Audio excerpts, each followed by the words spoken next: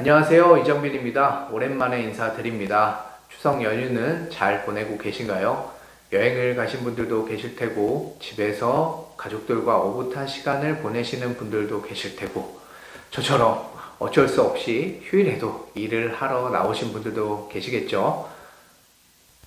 오늘은 또 경매에 관심이 있어서 이 시간에도 물건을 열심히 찾아보시는 분들도 계실 것 같아서 경매 물건 조금이라도 효율적으로 검색할 수 있는 방법에 대해서 설명을 드리고자 합니다. 자, 그럼 같이 보시죠. 저는 탱크 옥션으로 설명을 드릴 건데요. 무료 경매 정보지나 다른 유료 경매 정보지도 전혀 상관이 없으니 여러분이 사용하시는 사이트 기준으로 살펴보시면 될 것 같습니다. 그리고 물건 검색을 하기 전에 많은 사람들이 어떤 물건을 살펴보는지 미리 알아두시면 도움이 많이 되겠죠? 저희가 늘 얘기하잖아요. 다세대 주택 아무거나 낙찰 받지 마라. 그리고 초보는 아파트부터 하는 게 조금이라도 안전하다. 그런 얘기를 하는 이유가 있어요. 그렇다면 사람들이 어떤 물건을 선호하는지에 대해서 탱크 옥션에서는 조회수가 높은 물건을 따로 모아 놓기도 하거든요. 이것부터 한번 같이 보겠습니다. 쭉 내려가 보면 광진구 자영동부터 천안시 아파트, 원주 아파트, 하남, 대전 서구, 다가구, 다세대 쭉쭉 종류가 여러 가지가 나와요. 사람들이 어떤 물건에 관심이 있는지 트렌드를 볼 수도 있고요. 대출 규제로 인해서 지방 물건도 거의 비중이 50%는 차지하는 걸 볼 수가 있습니다. 쭉 내려가 보면 눈치를 빨리 채신 분들도 있으시겠지만 면적이 작은 건 없습니다. 그게 정말 중요한 내용이에요. 면적 15평 이하는 지금 삼성동 오피스텔 말고는 없었거든요. 그것도 서울이니까 삼성동이니까 가능한 겁니다. 이거 말고는요 없어요. 아파트네요. 삼성동 아파트 말고는 전용 12평 이하가 없었습니다. 다 최소 15평 이상이에요. 그 말은 적어도 방 3개는 돼야지 거래가 원활하다라는 의미입니다. 자녀가 없는 분들도 있고 아이가 한 명이신 분들도 있잖아요. 그런데 거래가 잘 되려면 적어도 방은 3개 이상이어야 한다는 겁니다. 물론 투룸이 거래가 잘 되는 곳도 있죠. 그런데 저희는 확률을 높여야 되는 거잖아요. 그리고 매도할 수 있는 수요층이 넓은 것이 좋은 거고, 처음에는 그런 의미에서 15평 이상을 찾아보시는 게 도움이 된다고 봅니다. 그래서 이따 물건 조회할 때 15평 이상의 체크를 할 거예요. 그리고 또 하나 말씀드리고 싶은 건 지방 물건도 꽤나 많다는 겁니다. 전북 전주시 완산구에 있는 아파트, 전북 익산에 있는 아파트, 충남 아산에 있는 아파트, 전북 군산 여러 군데가 나오죠.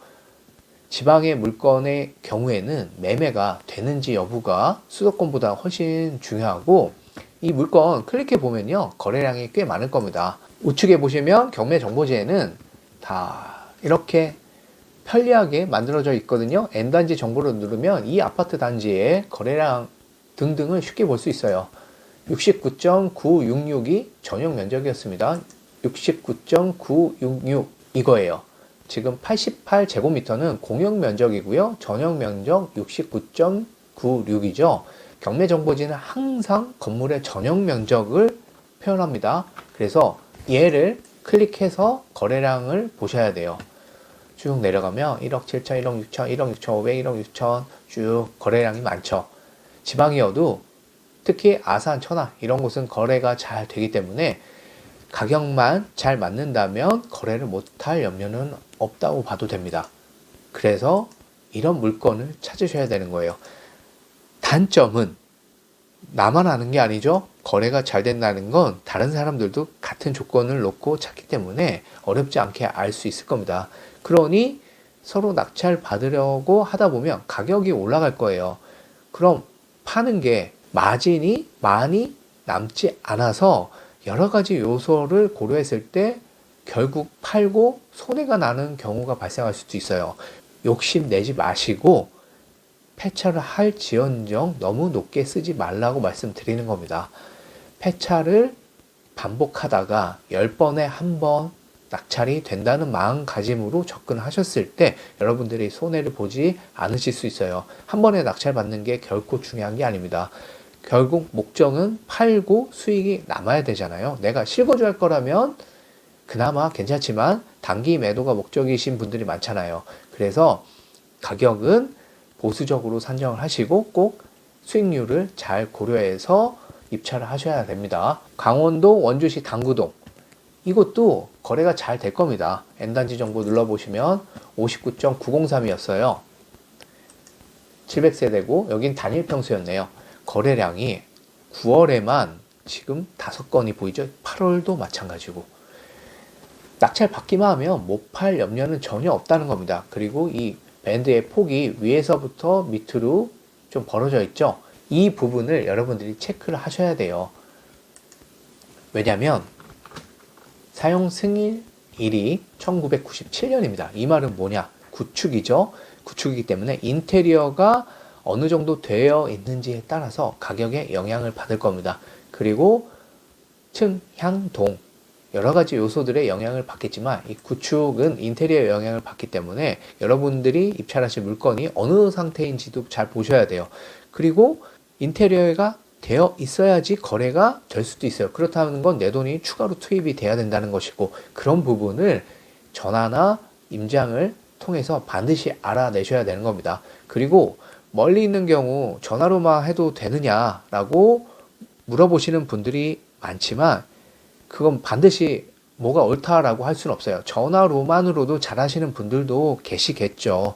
하지만 돈이 1,000만 원 왔다 갔다 하는 게 아니잖아요. 최소 1억이 왔다 갔다 하는데 저라면 적어도 한 번 정도는 가야 하지 않을까라고 생각을 하지만 전화로만으로도 잘하시는 분들도 있는 것 또한 사실이기 때문에 뭐가 정답이다라고 말씀드리기는 어려울 것 같습니다. 이 중에서 또 여러분들이 자금 사정 때문에 아파트를 입찰하지 못하시는 경우가 있어요. 그리고 지방 아파트를 할 수 있는데 나는 그럴 바에 수도권에 다세대 빌라를 하겠다라는 분들도 계시거든요. 그래서 이런 물건 조회가 높은 거예요. 근데 이 물건은 제가 봤었을 때 좀 헷갈리실 만한 부분이 있어서 한 가지 중요한 내용을 설명을 드리고 넘어가겠습니다. 이 물건 사진을 보시면요, 위에 이 부분 4층이거든요. 위반 건축물로 보여요. 위반 건축물. 그리고 여기 미납이라고 되어 있죠. 상당히 주의를 하셔야 하는 건데, 권리 분석은 또 대항력이 있음이라고 되어 있어서 혼동하시는 분들이 계시더라고요. 말소 기준은 21년 1월 29일이고 임차인이 있는데 전입은 21년 2월 1일이에요. 이 두 가지를 원래 비교를 하면 임차인의 전입 날짜가 늦잖아요. 그러면 대항력이 없다고 해야 되죠. 그런데 이 임차인은요, 경매를 신청한 임차인이에요. 여기 보시면 전세권 설정한 김태균 씨가 임차인이잖아요. 이 임차인이 경매를 신청한 거예요. 그렇기 때문에 전입 날짜가 비록 늦더라도 같은 사람이잖아요. 이거 같은 사람이라고요. 그렇기 때문에 전세권이 말소 기준일 때는 얘랑 전입일자랑 비교하시는 게 아니고요. 요거랑 비교하지 마시고 그 밑에 다른 말소 기준을 찾습니다. 얘랑 비교하셔야 돼요. 그러면 다른 결론이 나오죠. 임차인의 전입일자는 2월 1일. 그 다음 말소 기준은 10월 5일. 임차인의 전입일자가 빠르죠. 그래서 대항력이 있는 겁니다. 이렇게 분석하셔야 돼요. 같은 사람이잖아요. 전세권이라는 거는 임차인의 권리를 보호하려고 하는 거란 말이에요. 그런데 전세권을 설정했다고 해서 이분이 갖춘 대항력과 우선 변제권이 없다고 하는 건 말도 안 되는 소리죠. 전세권과 임차권 두 가지는 다른 것이다. 추가로 보호하려는 것이기 때문에 전입 날짜가 늦다고 해서 말소되는 게 절대 아니다. 권리 분석도 잘 하셔야 되는 거고 대항력은 있는 겁니다. 이걸 떠나서 아까 위반 건축물 보셨잖아요. 근데 정말 위험할 수 있는 게 감정평가서에 표시가 되어 있을 텐데요. 여기 보시면 위반 부분 면적 있죠? 여기 안에 반드시 보셔야 돼요. 이 방이 확장이 돼 갖고 여기가 방의 벽이라면요. 여기가 확장이 돼서 주방의 벽이라면 이건 낙찰 받고요. 뜯어내야 되면 집을 새로 거의 짓는 수준이에요. 벽을 여기 만들어야 된다는 뜻이에요. 확장을 했으면요. 불법으로 확장했으면 여기 벽을 만들어야 되잖아요. 그러니까 얼마나 공사비가 많이 들겠어요. 그러니 유찰이 많이 될 겁니다. 집을 새로 짓는 거나 다름이 없잖아요. 정말 잘 확인하셔야 됩니다. 이런 위반 건축은. 그런데 위반 건축물이라고 해서 반드시 입찰을 피해야 하는 건 아니에요. 소소한 부분은 원상복구하면 됩니다. 얼마든지. 근데 벽을 세워야 하는 경우가 있어요. 그럴 때는 절대 입찰하시면 안 됩니다.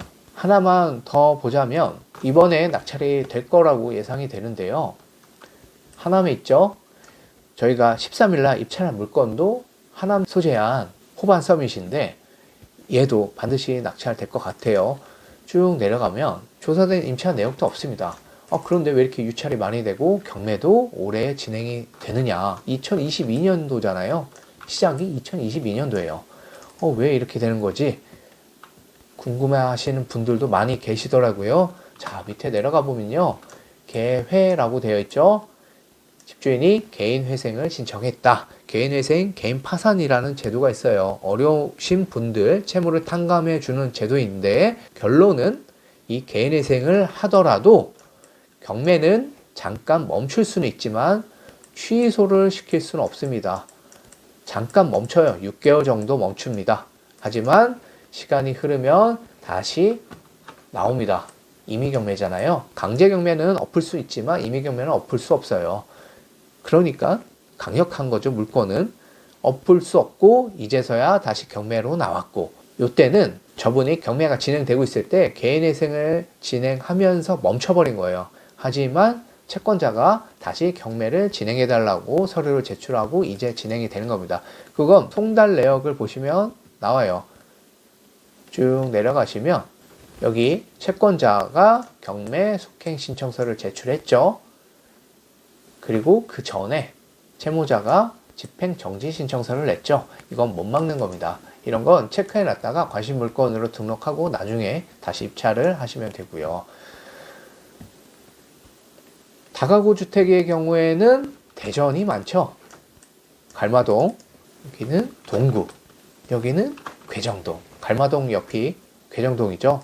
쭉 내려가면 마포에 있는 오래된 주택이나 광진구에 있는 오래된 주택은 재개발을 목적으로 들어간다고 보시면 될 것 같고 전반적으로 평수가 작은 건 없다. 그리고 거래량이 많구나. 대부분 이런 것들을 사람들이 많이 입찰하는구나 정도 염두하시고 여러분들도 검색을 하셔야지 엉뚱한 물건을 찾지는 않으실 겁니다. 그런 차원에서 한번 쭉 살펴보시고요. 전부 어떤 특성을 갖고 있는지 살펴보시라는 뜻입니다. 시간 되실 때 꼭 살펴보시고 그 다음 경매 물건은 어떻게 검색을 하느냐.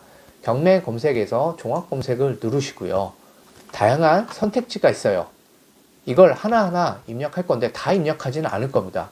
이제 초보의 입장에서 어떤 물건을 선택하느냐.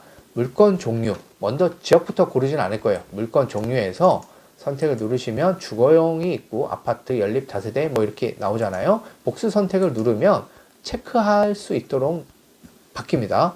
이때 아파트를 선택할 수 있고요. 연립, 도시형, 다세대, 오피스텔, 단독 뭐 다 선택할 수 있잖아요. 그런데 처음에는 아파트만 검색을 하시거나 아파트 말고 다세대 빌라 선택하실 때는 이렇게만 체크를 하시면 될 것 같아요.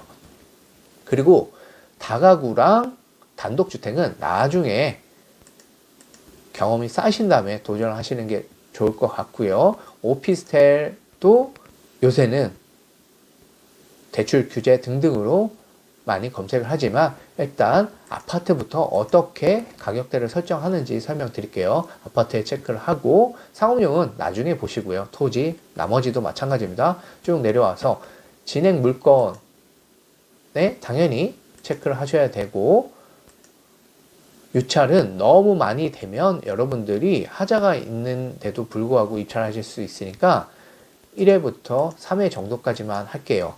대항력이 있으면요, 이게 쭉쭉쭉 내려가거든요. 그런 것들 말고 정상적인 물건만 찾는다고 했을 때 1회부터 3회. 그리고 신건을 찾아서 감정평가보다 저평가된 걸 입찰하는 것도 좋은 방법이긴 한데, 그걸 처음에는 하기가 어렵거든요. 만약에 신건 찾고 싶으면 유찰 없는 것부터 찾으시면 돼요. 일단은 여기 1회라고 체크를 하시고요.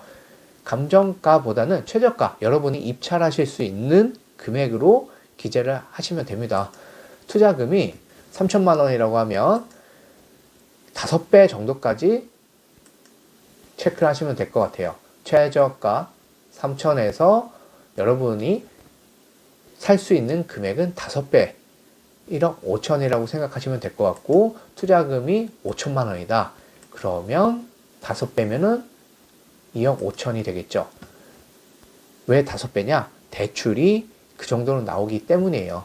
2억 5천에서 대출이 80에서 85%까지 받을 수도 있고요. 적으면 60에서 70% 정도 나오거든요. 그러니 그 사이에 있는 물건을 찾고요. 그 다음 대출 여부를 확인하시면 됩니다.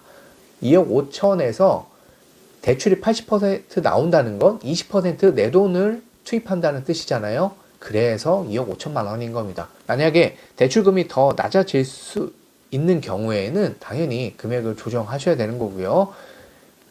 매각기일은 보통 2주 뒤로 하거나 한 달 뒤로 하시면 됩니다. 일단 여기까지만 하고 밑으로 쭉 내려가면 특수물건 뭐 체크하는 게 있는데, 이거는 지금은 고려하지 말고요. 검색 버튼을 누릅니다. 어느 사이트나 크게 다르지 않을 거예요. 검색 버튼을 누르면 1243건이 나오잖아요. 충청부터 제천부터 이렇게 쭉 나옵니다. 그리고 매각기일이 가까운 순서로 나올 거예요. 여기 있는 화살표를 또 바꾸면 됩니다. 여러분의 기호에 맞춰서 얘네들을 건드리면 밑에 보이는 항목 자체가 달라져요. 일단 감정가, 아까 위에서 체크를 안 했잖아요. 감정가를 여기 화살표 누르시면 밑으로 되어 있죠. 밑으로 오름차순이에요. 감정가가 높은 순에서 낮은 순으로 밑으로 오름차순으로 바뀔 거예요. 이 말은 뭐냐면 감정가 대비 유찰이 이만큼이나 된 겁니다. 반값이죠. 반값. 반값부터 내가 얘가 왜 반값이 됐는지 찾아보시면 되는 거예요. 쭉 내려가면 계속 페이지가 나오죠. 물건이 상당히 많잖아요. 이렇게 하시면 너무 지치실 수 있으니 1243건에서 줄일 겁니다. 어떻게 줄이냐? 여기 부산 나오잖아요. 김해, 거제, 여기 다 가볼 수가 없잖아요. 자, 이제 지역을 눌러볼 겁니다. 지역. 서울로 바꿀게요. 서울.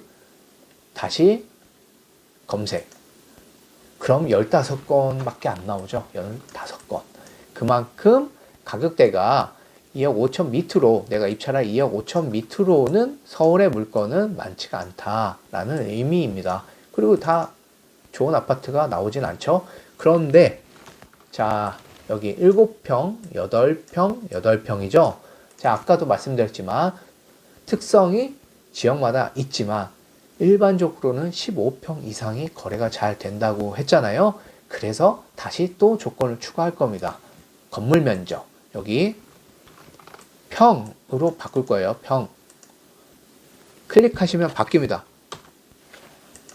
15라고 입력을 하시고 검색. 자, 3건으로 바뀌었죠. 여러분들이 1243건 중에 저 조건을 만족한 서울에 있는 물건은 3개라는 거예요. 말이 아파트지만 이건 뭐 나홀로 같은 것들이잖아요. 얘를 보시면 되는 겁니다. 은평구 대조동에 있는 대항력 있는 임체 물건, 위반 건축물, 요 세 건밖에 안 되잖아요. 요거 하나씩 들어가서 살펴보는 건 경매 공부가 어느 정도 됐을 때 이제 빠르게 권리 분석을 할 수 있는 거고요. 아까 제가 인기 있는 물건 다 보일 때 대강 설명드렸던 그 내용, 권리 분석은 유튜브에도 많이 나오고, 그리고 정말 실수 안 하고 하시려면 권리 분석은 공부하실 줄 알아야 되잖아요. 그 내용을 바탕으로 이제 대입을 하실 때 효율성을 높여드리려고 지금 물건 개수를 줄여드린 겁니다.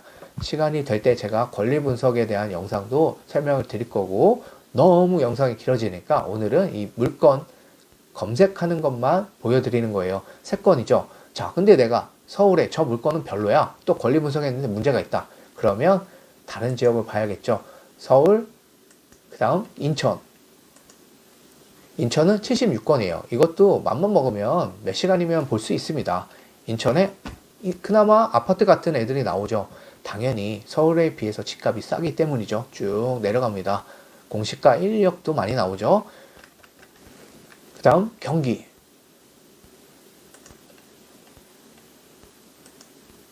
179건이에요. 자, 용인, 광주, 이천, 소사, 평택, 다양한 지역들이 나오죠. 이것들 검색하고 이 안에서 반드시 여러분들이 입찰하실 물건을 찾을 수가 있습니다.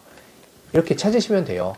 쭉 지역별로 선택을 하셔서. 그리고 세부사항, 여기에서 지방의 물건인 경우 공시가 2억 이하가 취득세가 중과되지 않습니다. 다주택자는 공시가 2억 지방을 선택하시면 되고요. 수도권, 서울, 경기, 인천은요, 공시가 1억 이하가 취득세가 중과가 되지 않습니다.